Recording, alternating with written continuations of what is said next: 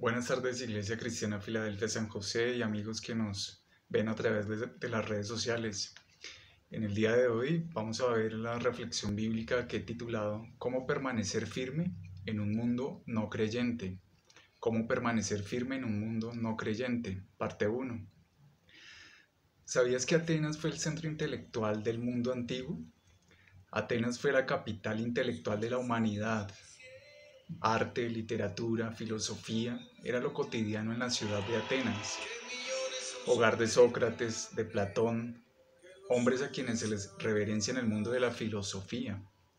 Pero como resultado de esa superioridad cultural e intelectual, era una ciudad llena de cinismo, llena de exhibicionismo, llena de desgracia. Y Pablo estuvo allí hablando del Señor Jesucristo, pero encontró fuerte resistencia. Pero vamos a ver que lo que sucedió con Pablo en Atenas hace tantos siglos está sucediendo hoy en nuestra sociedad. Y vamos a aprender no solo lo que Dios dijo, sino también lo que Dios está diciendo hoy a ti y a mí, porque la historia se repite y vivimos en tiempos peligrosos. Para eso tomamos como base Hechos capítulo 17. Antes de empezar, hablemos de cómo será todo antes del fin del mundo. Segunda de Timoteo capítulo 3 dice, debes saber también que en los últimos días, antes de que llegue el fin del mundo, la gente enfrentará muchas dificultades. Habrá gente egoísta, interesada solamente en ganar más y más dinero. También habrá gente orgullosa que se creerá más importante que los demás. No respetarán a Dios ni obedecerán a sus padres, sino que serán mal agradecidos y ofenderán a todos. Serán crueles y violentos. No podrán dominar sus malos deseos, se llenarán de odio, dirán mentiras acerca de los demás y odiarán todo lo que es bueno. No se podrá confiar en esos orgullosos, porque actuarán sin pensar. En vez de obedecer a Dios, solo harán lo que les venga en gana. Dirán que aman y respetan a Dios, pero con su conducta demostrarán lo contrario. No te hagas amigo de esa clase de gente, dice el texto en la versión traducción en lenguaje actual. Y este episodio en la vida del apóstol Pablo, que se encontraba en una gran ciudad de Atenas, esperando a sus amigos, eran Timoteo y Silas que iban en camino, pero se encontraba solo en ese momento Pablo en la gran ciudad. ¿Y tú te has encontrado solo por instantes? La prueba de tu carácter es lo que haces cuando estás solo en una gran ciudad. Así que Pablo, mientras llegaban sus amigos, paseaba por las calles de Atenas y su espíritu estaba como inquieto en él, porque ve la profundidad de la depravación y la maldad en esa ciudad. Pablo también vio a falsos maestros derramando droga religiosa para el alma. Vio templos de idólatras llenos con gente vacía. Templos llenos de idólatras, pero con gente vacía. Y recordemos que Atenas era el centro cultural de ese entonces y la gloria de Atenas era impresionante. Ahora en la Atenas de hoy, sus principales atractivos turísticos son las ruinas de Acrópolis, del Partenón, entre otros. Y Pablo tenía que estar allí para compartir la palabra del Señor Jesucristo. En este lugar recordemos que había mucho arte, literatura, filosofía, pero el Partenón, por ejemplo, era dedicado a la diosa del sexo, Atenea le llamaban. Y no solo era una ciudad cultural, sino que también era un centro intelectual. También allí fue hogar de Aristóteles, de Epicuro, de Zenón. Y como resultado de esta superioridad cultural e intelectual, era una ciudad llena de cinismo y de paradojas, es decir, de contradicciones, llena de debates, y Pablo está allí. Y es lo que nos está diciendo no solamente lo que pasó en ese lugar hace tanto tiempo, sino que es lo que Dios nos está diciendo hoy a ti y a mí. Y se trata del por qué nos está sucediendo lo que nos está sucediendo. Hay tres cosas que Pablo encontró en la antigua Atenas y que podemos encontrar por lo general en cualquier metrópolis del mundo. Ejemplo, cuando vemos a Nueva York, la Gran Manzana, a París, la ciudad del amor, a Madrid, a Río de Janeiro, a Ciudad de México y por qué no a Bogotá. Y esas tres cosas son, la primera, Pablo encontró supersticiosa idolatría. La primera, Pablo encontró supersticiosa idolatría. Y segundo, encontró estéril religiosidad. Estéril religiosidad. Y tercero, Pablo también encontró allí sofisticada filosofía. Sofisticada filosofía. Y Dios le dio una respuesta para eso. Déjeme decirle lo que usted va a tener que experimentar en la actualidad cuando se demuestre firme en su fe, en una sociedad que ha abandonado a Dios y que vive para satisfacer los deseos de este mundo. Debe estar listo y preparado para que también prepare a sus hijos, porque experimentará ese paganismo. Paganismo significa lo que hacen los no creyentes, y esto es lo que va a tener que usted que enfrentar. Primero va a tener que experimentar desafíos a su fe y no crea que va a navegar plácidamente y que no será desafiado. En nuestros días, si usted es cristiano, va a tener que enfrentar desafíos a su fe, que fue lo que Pablo enfrentó. Y Pablo primero tuvo que enfrentar la supersticiosa idolatría. ¿Y por qué? Lo vemos en Hechos 17-16.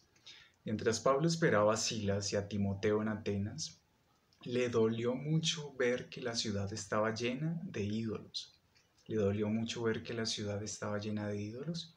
Y luego en el verso 22 dice, entonces Pablo se levantó ante la reunión del consejo de la ciudad y dijo, atenienses, me doy cuenta de que ustedes son muy religiosos en todo, dijo el apóstol Pablo. ¿Y por qué? Pues porque había ídolos por todas partes, imágenes paganas por doquier. Alguien dijo que era más fácil encontrar a un dios falso en Atenas que encontrar a un ser humano. Tenían como 30.000 dioses diferentes que eran adorados en Atenas. Pero ustedes dirán, y yo le entendí que usted había dicho que esos días eran como nuestros días. Y nosotros no tenemos 30.000 dioses, dirá alguien. Tienen razón, nosotros tenemos más dioses. Cada gran ciudad está llena de idolatría. Y lo que sucede es que le damos diferentes nombres. ¿Qué es un ídolo? Tengámoslo muy en cuenta porque un ídolo es cualquier cosa o persona que usted ame más, tema más, sirva más y confíe más que en el Dios Todopoderoso. Un ídolo es lo que quiera que ocupe el primer lugar en su vida. Y la idolatría es el más grande pecado que pueda cometer cualquier hombre o mujer. ¿Y por qué? Porque es violar el más grande mandamiento. ¿Y cuál es ese gran mandamiento? El Señor dijo, amarás al Señor tu Dios con toda tu mente, con toda tu alma y con todas tus fuerzas. Por lo tanto, esto es lo que más odia a Dios. Y dije que nosotros tenemos más dioses que los atenienses, los enfrentamos casi a diario, solo les hemos cambiado los nombres, y esto para proteger a los culpables. ¿Quieres saber algunos de esos dioses modernos? Pues primero hablemos del dios del materialismo. Ellos le llamaban el dios Mamón. Estoy seguro que muchos adoran a ese dios. Sus vidas están dedicadas a la búsqueda de riquezas, los negocios, el éxito, los logros. Y si somos honestos y les preguntara qué es lo más importante en sus vidas, muchos tendrían que responder, pues, mis posesiones o el dinero, cosas semejantes a estas. Pero Dios no está dispuesto a ocupar el segundo lugar en nuestros corazones o posteriores. ¿Por qué? Pues porque Él ocupó el primer lugar entregando su vida por usted y por mí. Y tal vez podemos asistir a la iglesia, saludar de pasadita a Dios, pero muchos podríamos adorar al Dios del materialismo. Algo lamentable que he visto es que aún hasta pastores adoran a ese Dios Mamón, a ese Dios de las riquezas. ¿Y cómo influencia ese Dios a nuestras vidas? Pues, ¿ha visto qué les motiva a los narcotraficantes? Pues el dinero fácil. Y sin importarles las multitudes de vidas que se consumen en las drogas, otra industria poderosa es la de la pornografía. ¿Qué les motiva a esas personas? Pues con su basura sexual están dispuestos a dañar las mentes, a destruirlas por completo y también a destruir la moral. ¿Por qué? Por dinero. Otro ejemplo es a los fabricantes de licor. ¿Qué les motiva? pues simplemente el dinero, sin importarles que destruyan cuerpos, familias, sociedades, hasta los empleados públicos que se roban los recursos de una nación. La corrupción se ha expandido a muchos niveles, hasta en gobiernos, y ellos le adoran a ese Dios. La industria de los juegos de azar, algunos dicen, hacemos ganadores, pero si los casinos hicieran ganadores hace rato hubieran quebrado, porque cuán necios son los que dicen que son ganadores, en realidad son perdedores. Pero hay más dioses, el dios del alcoholismo, y usted dirá, ¿ese es un dios? Claro que sí, en la antigüedad le llamaban el dios Baco, el dios del licor, el dios de las drogas, de la perversión. Y lamentablemente en América adoramos también al dios del sexo. En la antigüedad adoraban a la diosa del sexo, se conocía como Venus, o Afrodita, o Atenea, diosas de la promiscuidad, de la lujuria. Vivimos en una ciudad saturada de sexo, a tal punto que ya no respetan ni a los niños, ni a los adolescentes porque en televisión, en internet, en redes sociales y hasta en los colegios, casi que las meten por los ojos, llenándolos de adulterio, de fornicación, de pornografía, y descaradamente llaman crimen sin víctimas, pero no hay tal. ¿Y qué del dios de la violencia? ¿Se ha enterado usted del contenido de los juegos de video que juegan en su mayoría niños y adolescentes? Pues a este dios le llaman el dios Marte, que era el dios de la muerte, de la venganza. Y si ustedes dicen, bueno, Pedro Andrés, pero yo soy más intelectual e inteligente que ellos, entonces a lo mejor usted está adorando al dios de la sabiduría y el conocimiento. Su nombre antiguo, la diosa Sofía, diosa de la sabiduría, y ellos la adoraban. En estos días adoramos los templos de los celulares, de los computadores, de líderes humanos como futbolistas, científicos que creen saber muchas cosas de la ciencia, pero hasta el momento no han podido crear vacunas eficaces para combatir virus como el que está agobiando al mundo en este momento. Y muchos y muchas adoran también sus cuerpos, sus propios cuerpos. Son esclavos del gimnasio para verse bien y que el mundo los alabe, pero no pueden detener el envejecimiento y a fin de cuentas todo es vanidad. Así como lo decía el hombre más rico y más sabio de la historia, Salomón. Idolatría. Bueno, Pablo tuvo que enfrentarla, nosotros también. Jesús dijo, busca primeramente el reino de Dios y su justicia y las demás cosas vendrán por añadidura o serán añadidas. ¿Y qué es un ídolo? Recordemos que un ídolo es cualquier cosa o persona que usted ame más, tema más, sirva más y confíe más que en el Dios Todopoderoso. Y el hombre con vicios los está adorando porque está esclavo del pecado. Romanos 1, 24 al 25 nos dice, la gente estaba llena de pecado y quería hacer solamente el mal. Por eso Dios los dejó que siguieran cometiendo pecados sexuales y deshonraron su cuerpo unos con otros. Cambiaron la verdad de Dios por la mentira. Adoraron y sirvieron a la creación en lugar de adorar y servir a Dios, el Creador, a quien sea la honra para siempre. Así sea. Y la segunda cosa que Pablo tuvo que enfrentar en Atenas fue una piadosa religiosidad.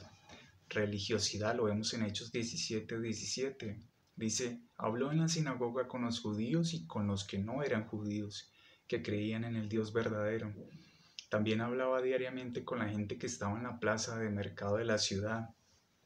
Note que ahora Pablo no está enfrentando la idolatría, sino que aquellos que creían adorar a un Dios verdadero, pero ellos estaban autosatisfechos, estaban conformes. Ellos no conocían al Señor Jesucristo como su Salvador y Señor. Ellos eran los respetables pecadores, por así decirlo.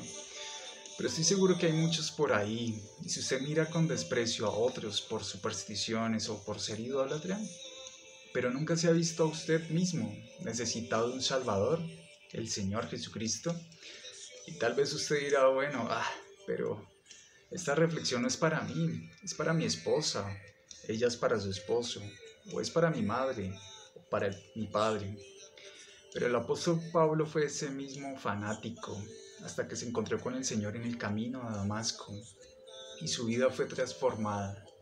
Pero usted se va a encontrar con muchos idólatras, piadosos fanáticos que jamás admitirán la necesidad que tienen de un Salvador, de un Salvador.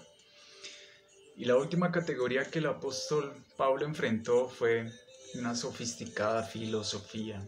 Sofisticada filosofía. ¿Por qué? Porque estos no eran idólatras, supersticiosos, no eran tampoco religiosos, piadosos, sino que estos se ven a sí mismos como gigantes intelectuales, los más grandes según ellos, y nosotros vamos a tener que enfrentarlos. En el verso 18 vemos que algunos eran filósofos, de los que pensaban que lo más importante en la vida es ser feliz. Otros eran filósofos que enseñaban que la gente tiene que controlarse a sí misma para no hacer lo malo. Algunos de ellos preguntaban, ¿de qué habla este charlatán? Otros decían, parece que habla de dioses de otros países, pues habla de Jesús y de la diosa resurrección. Y ya mencionamos que en Atenas no solo era el centro cultural del mundo, también era el centro intelectual. Los filósofos abundaban en la ciudad. Y ahora, bueno, ¿qué es filosofía? Pues literalmente significa amor por el conocimiento. Alguien dijo, filosofía es el sistema de pensamiento que nos dice lo que ya sabemos en palabras que no podemos entender. Y creen tener la verdad absoluta, pero están envanecidos. Con el conocimiento rechazan la verdad de nuestro Creador. Sócrates, por ejemplo, fue un filósofo griego que dijo una famosa frase: solo sé que no sé nada, o solo sé que nada sé. En la que este filósofo expresa que es consciente de su propia ignorancia. ¿Ha proporcionado a la filosofía lo que el corazón necesita? Pues en la antigua Grecia el suicidio se consideraba como un error en sí mismo, pero podía haber justificación para ello. Y aunque se consideraba que el filósofo Platón se oponía al suicidio, hizo tres excepciones importantes. Cuando fuese ordenado legalmente por el Estado, como en el caso de Sócrates, o para enfermedades dolorosas e incurables, y cuando uno se ve obligado a ello por la ocurrencia de alguna desgracia insoportable. Otros dos filósofos griegos, Demócrito y Espeusipo, se suicidaron por problemas de salud cuando eran muy ancianos. Así para los epicúreos, cuando la vida se volvía insoportable, el suicidio estaba justificado. Para los estoicos el suicidio también era permisible, especialmente si uno tenía una enfermedad incurable. Ellos en lo profundo sabían que el amor por el conocimiento nunca podía satisfacer las necesidades más profundas del ser humano. Y bueno, aquí está el apóstol Pablo en la gran ciudad de Atenas, viendo esa idolatría, la religiosidad y esa filosofía. ¿Pero qué clase de filosofía era? Pues eso lo estudiaremos en la próxima reflexión. Y antes de terminar, le diré que la idolatría, la religiosidad y la filosofía han sido, por la historia, distintivos de los seres humanos. ¿Y tú a qué ídolos adoras? ¿Qué religiosidad practicas? ¿Qué clase de filosofías influencian tu vida? ¿Por qué más bien no le entregas tu corazón a Jesús, quien te liberará y te ayudará a encontrar el verdadero sentido de la vida? Te ayudará a estar firme en este mundo y te dará vida eterna. Oremos al Señor. Dios, tú querías que la humanidad te buscara, como dice tu palabra en Hechos 17:27, y aunque fuera a tientas, te encontráramos. Pero en realidad Dios no está lejos de ninguno de nosotros.